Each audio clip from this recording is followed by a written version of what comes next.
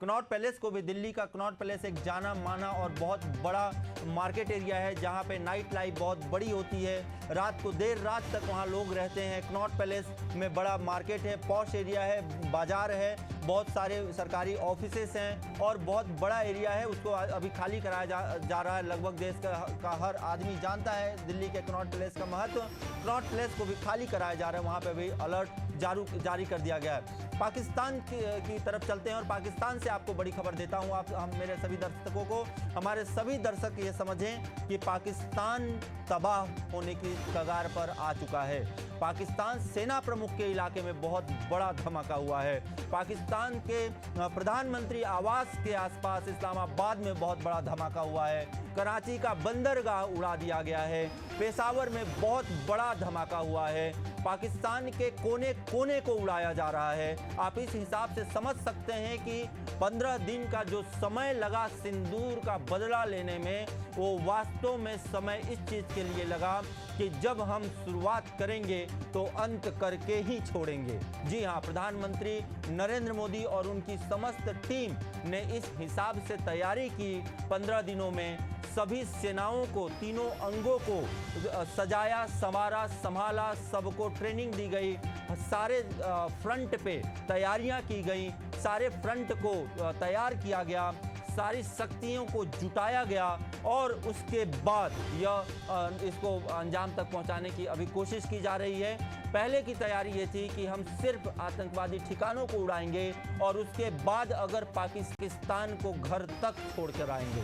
बिल्कुल उसी दिशा में बढ़ चुका है भारत और भारत पाकिस्तान के लगभग सारे बड़े शहरों पर हमला कर चुका है अभी भी। लेकिन भारत इतना उदार है, भारत में इतनी आत्मीयता है, इंसानियत है कि भारत अभी भी पाकिस्तान के आम नागरिकों के किसी भी ठिकाने पर हमला नहीं किया है, जबकि पाकिस्तान भारत के सभी सिविलियंस पर हमला करने की कोशिश कर रहा है, रेसिडेंशियल इलाकों में हमला करने की कोशिश कर रहा है।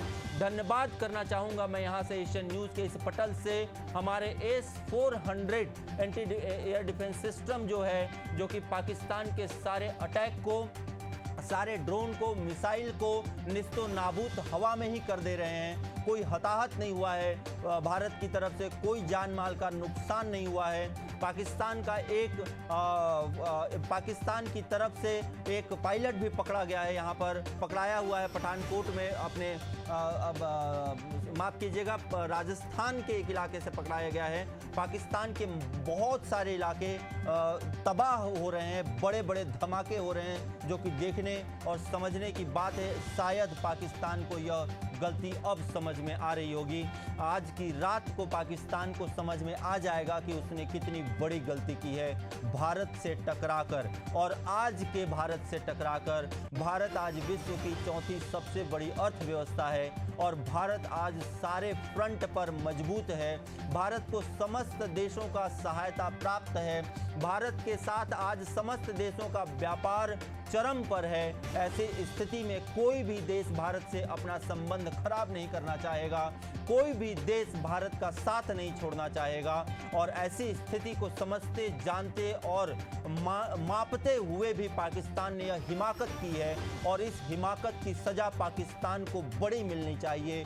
ऐसी सज़ा मिलनी चाहिए कि आने वाले सदियों तक, आने वाले जनरेशन तक पाकिस्तान में कोई नेता बने, कोई सेना का अध्यक्ष बने या कोई पुनः आतंकवादी बनने की कोशिश भी करे तो उसकी रूह कांप जाए। ऐसी सज़ा मिलनी चाहिए पाकिस्तान को। और शायद प्रधानमंत्री नरेंद्र मोदी ने यह ठान लिया है कि इस बार पाकिस्तान को ऐसी ही सज़ा देंगे, पाकिस्तान को पानी के लिए रुला देंगे और पानी पानी करके पाकिस्तान मरेगा। ऐसी पाकिस्तान की स्थिति बना देंगे और उसी रास्ते पर भारत चल पड़ा है।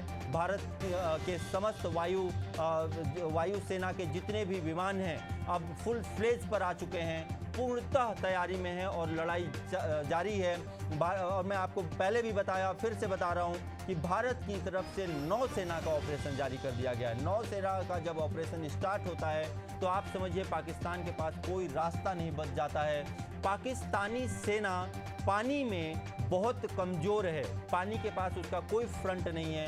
पाकिस्तानी सेना सिर्फ अपने पास कुछ अमेरिका से सहायता प्राप्त या कुछ चीन से खरीदे हुए लड़ाकू विमानों के ऊपर जो इतना इतरा रहा था, वो सब अभी समझ में आ जाएगा। पाकिस्तान में हाहाकार मच चुका है और पाकिस्तान से किए जाने वाले किसी भी हमले का भारत पर कोई असर नहीं पड़ा है।